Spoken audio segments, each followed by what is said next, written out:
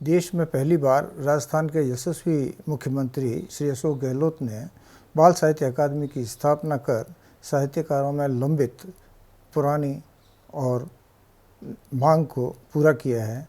राज्य के सभी साहित्यकार जो बाल साहित्य लिखते हैं वह सभी पाठक जो बाल साहित्य पढ़ते हैं उनके लिए यह हर्ष का विषय है और इसके लिए हम सभी हमारे लोकप्रिय मुख्यमंत्री श्री अशोक गहलोत को साधुवाद प्रेषित करते हैं। मुझे संस्थापक सदस्य मनोनीत करने पर मैं आभार व्यक्त करता हूँ।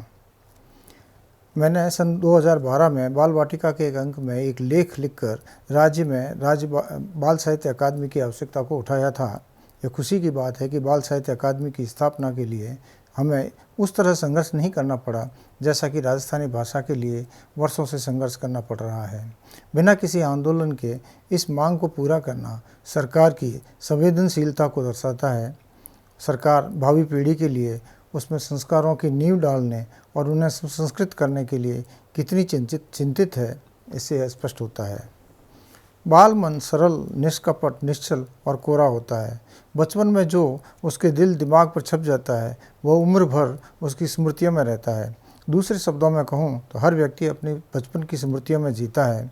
वहीं से उसके संस्कार, स्वभाव, ज्ञान व जिज्ञासाओं का सूत्रपात होता है।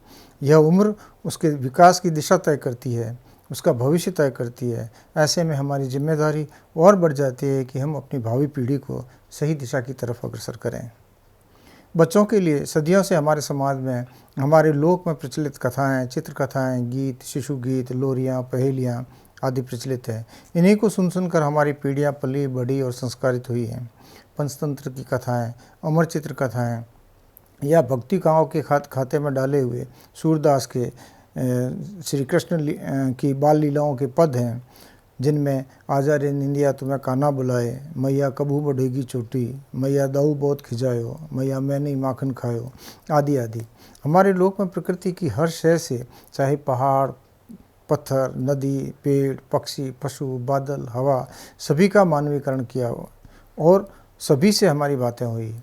मनुष्य के अवचेतन मन में कई किरदार गढ़े, चाहे वे राक्षस हों, परियां हों, अच्छाई हों, बुराई हों, सत्य हों, असत्य हों, सभी ने हमारे बाल मन पर प्रभाव डाला। हमने भी उनके अस्तित्व को आकार दिया और उससे प्रभावित हुए। हमारे लोक में बच्चों के लिए मौखिक परंपरा में व लिखे गए साहित्य में दो तरह के विभाजन मिलते हैं। एक शिशु या बाल मन की, दूसरी किशोर मन की रचना है। मेरा आग्रह भी अकादमी से होगा कि हमें अपने बाल साहित्य को इन दो भागों में विभाजित कर आगे का बढ़ना चाहिए, क्योंकि दोनों का गठन, भाषा, शिल्प और कथ्य अलग अलग होगा। इनको देखने, परखने व जांचने के मानदंड भी अलग होंगे। इनके श्रोता व पाठक भी अलग अलग आयु वर्ग के होंगे। इनके पठन पाठन के विद्यालय भी अलग अलग ही हैं। अतः हमें इस पर भी विचार करना चाहिए। सोशल मीडिया के इस युग में वेबसाइट पर अकादमी से संबंधित सभी सूचनाएं, कार्यक्रम, उपलब्धियां प्रदर्शित होंगी। अकादमी की पत्रिका व प्रकाशन पेज इस पर उपलब्ध होंगे ताकि हर व्यक्ति इसे सहजता से प्राप्त कर सके।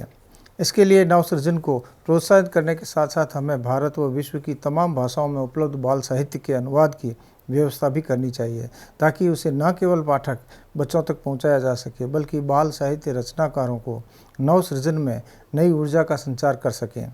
चूँकि हमारी अकादमी भारत की पहली बाल साहित्य अकादमी है, इसीलिए भारत के विभिन्न भागों, राज्यों में रह रहे बाल साहित्यकारों से संवाद स्थापित किया जाना चाहिए ताकि वे केवल राजस्थान में नहीं बल्कि भारत में भी बाल साहित्य को नई ऊंचाइयां प्रदान कर सकें।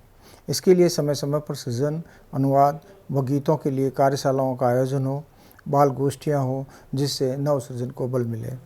राज्य अकादमी को राज्य के 33 जिलों में प्रमुख विद्यालयों से संपर्क कर जिला स्तरीय बाल संसदों का गठन किया जाएगा, जहां पर पाठक मंच स्थापित होंगे। बच्चों में पुस्तकें पढ़ने की आदत विकसित होगी। वहां की पुस्तकालय अच्छी पुस्तकों से संपन्न होंगे। विभिन्न प्रतियोगिताओं का पहले जिला स्तरीय या राज्य स्तरीय आयोजन होगा, पुरस्कार वितरण किया जाएगा। राजस्थान में कई बाल साहित्यकार हुए हैं। बाल साहित्यकारों को साहित्य जगत में वो स्थान प्राप्त नहीं हुआ जिसके वे हकदार हैं। उनका लेखन, समीक्षा, आलोचना के क्षेत्र में से लगभग बाहर ही रहा है, जबकि उन्होंने बहुत ही महत्वपूर्ण कार्य किया है। बाल साहित्य लिखने के लिए बाल मन होना बहुत आवश्यक है। यह बाल मन उन तमाम दंड-फंद और चालाकियों से दूर रहता है, तभी एक बच्चे को मनोविज्ञान को पकड़ पाता है। विश्व के तमाम महान साहित्यकारों ने बाल साहित्य अवश्य लिखा है।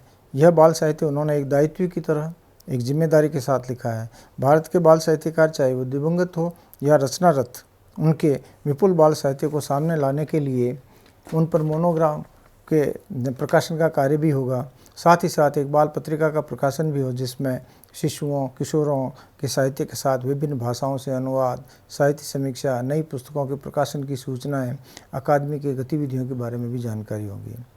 बाल साहित्यकारों को प्रोत्साहित करने के लिए पुरस्कारों का सिलसिला जो अभी से शुरू हो चुका है, वह भी जो और होना भी चाहिए था, इसको और अधिक व्यापक बनाया जाए।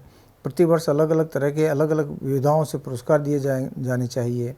एक पुरस्कार हमारे बुजुर्ग व दिवंगत विख्यात बाल साहित्यकारों के नाम से दिए जाएं। यह हमारी उनके प्रति श्रद्धांजलि होगी। यह पुरस्कार दो तरह के शिशुओं की रचनाओं पर, शिशु व किशोर रचनाओं पर दिए जा सकते हैं, क्योंकि यह अकादमी इकलौती बाल साहित्य अकादमी है और इकलौती बाल साहित्य अकादमी होने के कारण मेरा सुझाव है कि इसमें राजस्थानी भाषा को भी स्थान दिया जाना चाहिए। आजकल केंद्र सरकार मातृभाषा में विद्याध्ययन के लिए प्रोत्साहित करती है।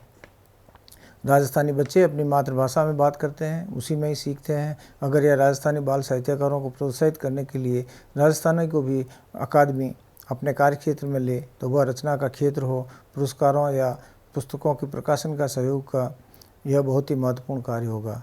राजस्थानी भाषा केंद्रीय साहित्य अकादमी राजस्थान में राजस्थान भाषा साहित्य अकादमी, संस्कृति अकादमी से मान्यता प्राप्त है।